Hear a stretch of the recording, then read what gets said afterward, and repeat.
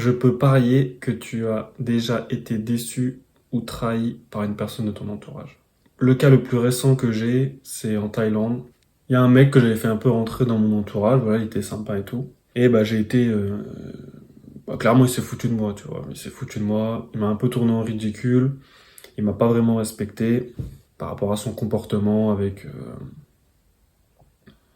Bon, je vais pas expliquer plus l'histoire, on s'en fout un peu, mais globalement, il s'est foutu de ma gueule, il m'a pas trop respecté. Mais le truc, c'est que ce qu'il me disait, il me disait non, mais je voulais pas faire ça, non, mais je voulais pas faire ci, je voulais pas être comme ça, et puis j'ai envie qu'on soit potes et qu'on s'entende bien, là. Mais dans ses actions, bah, il faisait tout l'inverse. C'est-à-dire que il me tournait en ridicule, ou en tout cas, il faisait des actions qui me nuisaient en fin de compte, qui étaient mauvaises pour moi et qui étaient pas respectueuses envers moi. Et donc peut-être que c'était inconscient et que c'est sa façon d'être, et qui s'en rend même pas compte, mais bon, tant pis, tu vois. Mais moi, des personnes comme ça, je peux pas les garder dans mon entourage. Et j'ai été un petit peu déçu de ça parce que bah voilà, ça fait chier quand tu donnes un peu ta confiance à quelqu'un qui te trahit de cette manière. Avec mon ex, c'est pareil, hein, je lui avais accordé ma pleine confiance et au final, voilà, elle m'a complètement déçu et trahi. Et aujourd'hui, bah, voilà, je suis toujours déçu de ça et elle l'a fait pour se protéger, elle, dans un moment où moi j'étais un peu faible. Bon voilà, peu importe. Mais il y a forcément, je pense, toi aussi, des personnes qui t'ont déçu ou qui t'ont trahi dans ton entourage. Et c'est difficile parce que moi, personnellement, je donne jamais ma confiance. Enfin, avant, je donnais jamais ma confiance. Toujours, je disais non, moi, je fais confiance à personne. Je donne jamais 100% de ma confiance. Enfin, même à ma mère, je disais non, t'as pas ma confiance, tu vois. Je disais ouais, t'as pas ma confiance à fond, à 100%, je fais confiance à personne. Et donc, c'est difficile quand tu commences à faire confiance pleinement, aveuglément, de se faire trahir, ça fait beaucoup de mal. Et pourquoi je donnais pas ma confiance, c'est pour pas être trahi ou être déçu par quelqu'un. J'avais tellement peur de ça que je voulais pas en fait. C'était ma manière de me protéger, c'est de me créer un cocon, de me créer une carapace pour ne pas ressentir cette déception et cette trahison. Donc le point où je veux en venir, c'est que oui, effectivement, il faut faire attention.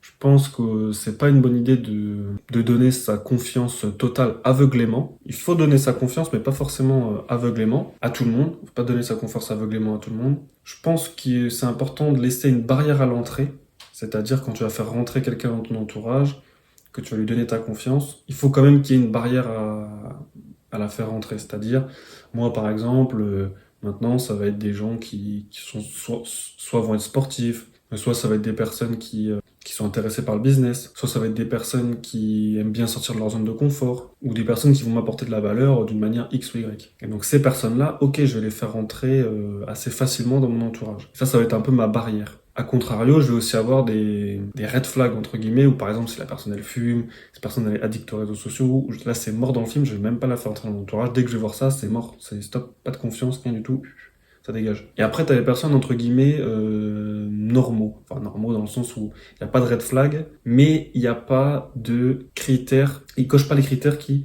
leur permettraient de rentrer dans ton entourage. Et donc ces personnes-là, bah, malheureusement, faut pas les faire rentrer facilement dans ton entourage. Moi, c'est comme ça que je procède maintenant. Il faut laisser une certaine distance et attendre qu'ils montrent voilà, certains critères pour les faire rentrer dans ton entourage. D'un autre côté, je reviens sur le point où voilà, on fait un peu la coquille et tout. Moi, c'est quelque chose que je faisais avant où je faisais barrière à tout le monde et je donnais jamais ma confiance, etc. Et je trouve maintenant que c'est un peu un comportement de faible. Parce qu'en fait, si tu es suffisamment fort intérieurement, mais tu peux encaisser une trahison, une déception. Tu l'encaisses en fait et tu dis bah c'est pas grave, ça arrive. Et c'est comme ça que tu trouves les bonnes personnes. Le truc c'est que nous, les humains, on est des personnes, des êtres sociables. C'est-à-dire que si on vit seul, on est malheureux. Moi j'ai déjà expérimenté, quand t'es tout seul, que t'as pas d'amis, que t'as pas de potes, t'es malheureux. En regardant le documentaire Netflix, il l'explique bien, c'est un documentaire sur les gens qui vivent plus de 100 ans. Et il montre que dans certaines parties du monde, il y a des gens qui vivent très vieux, jusqu'à plus de 100 ans, sans les quelques années, ce qui est énorme. Et il y a un des points qui à chaque fois revient, c'est la sociabilité. Est-ce que tu as un entourage fort? Est-ce que tu as des personnes qui prennent soin de toi? Est-ce que tu prends soin d'autres personnes? Est-ce que tu as, voilà, t'as un cercle autour de toi d'humains avec qui voilà, tu sociabilises et tu t'entends bien et tu peux compter sur elles? Ça, c'est hyper important. Et j'en suis convaincu. Quand on voit au Covid, pendant la période du Covid, pendant le confinement, on était tous chacun chez soi, on était tous déprimés en fait. Et oui, effectivement, c'est pour ça que les gens sortent dans les bars, c'est pour ça que les gens font la fête, c'est pour ça que les gens se retrouvent, c'est pour ça qu'on fait des dîners, c'est pour ça qu'on fait des événements. Enfin voilà, on est des êtres humains, on est sociables, on a besoin d'être entouré de personnes, on a besoin d'avoir des gens sur qui compter.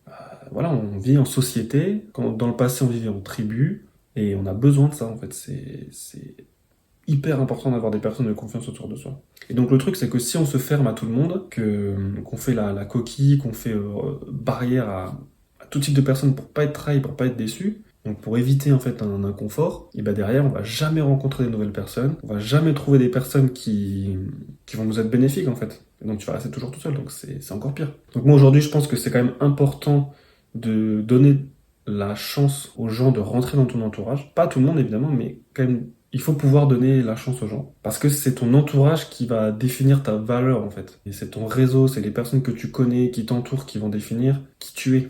J'adore prendre l'exemple de Luffy dans One Piece. Et Luffy, ce qui est incroyable, c'est qu'il arrive à connecter avec tout le monde, en fait. Et qu'il a créé un entourage, un équipage hyper fort, une flotte avec plein de gens, parce que voilà, il fait rentrer. Et c'est comme ça que t'as une puissance, en fait. Et que tu te sens bien, en fait.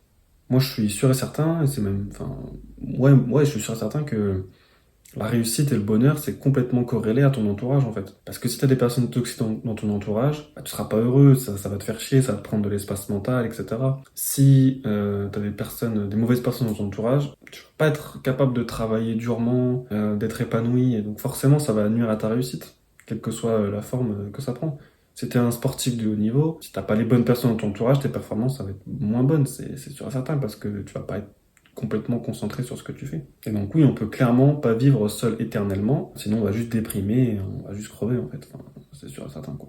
Donc oui, il faut faire rentrer des gens dans son entourage avec certaines barrières, certains critères. Et oui, effectivement, on va être déçu, même très déçu, on va être trahi, mais c'est le seul moyen de savoir la vraie valeur des gens. C'est-à-dire que si tu fais pas cette étape-là de je te fais rentrer dans mon entourage, je vois ta véritable identité, ta véritable valeur. Ensuite, je trouve les personnes de confiance. Mais parmi tout ça, bah, ça va faire un entonnoir où tu vas avoir les gens de confiance, les gens tu peux pas faire confiance, et ces gens-là, bah, ils vont forcément te trahir et te décevoir. Donc ça va te faire un peu de mal, mais il faut être suffisamment fort pour dire, ok, bah voilà, j'ai donné ma confiance, pas forcément aveuglément, donner sa confiance, mais pas aveuglément, c'est-à-dire toujours se dire que, ok, je donne ma confiance, mais je sais que potentiellement, cette confiance, ça va être trahie, et je vais être déçu, et c'est pas grave, parce que l'être humain n'est pas un robot, on peut faire des erreurs. Ce qui était vrai hier ne l'est pas forcément aujourd'hui, donc la personne qui te dit une chose aujourd'hui, bah, sera pas forcément vrai le lendemain, donc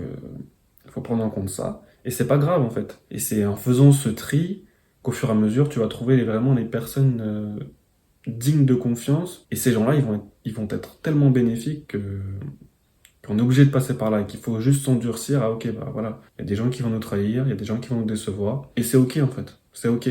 C'est comme ça que je vais trouver des personnes importantes dans ma vie et qui vont m'apporter beaucoup de bien. Dans Fast and Furious, le personnage de Han, dans Fast and Furious 3, à un moment donné, il dit à Sean, Sean il lui demande ouais pourquoi tu m'as prêté ta voiture, et lui il dit bah pourquoi pas, il lui dit bah tu savais très bien que j'allais la défoncer, que j'allais la cartonner et tout, parce que je sais pas faire de drift, tu vois. Et lui répond bah je m'en fous en fait. L'argent, j'en ai. Ce que j'ai besoin, c'est des personnes de confiance. Et donc, ouais, je peux me permettre de flinguer un peu de l'argent pour trouver ces personnes-là. Et je trouve que c'est un peu la même dynamique dans la vie, en fait. Il faut être capable de se dire, ok, bah, je vais avoir un côté négatif, donc une trahison, une déception, des mauvaises émotions, des petits problèmes. Mais ça va me permettre de trouver les personnes de confiance qu'on a besoin, en fait.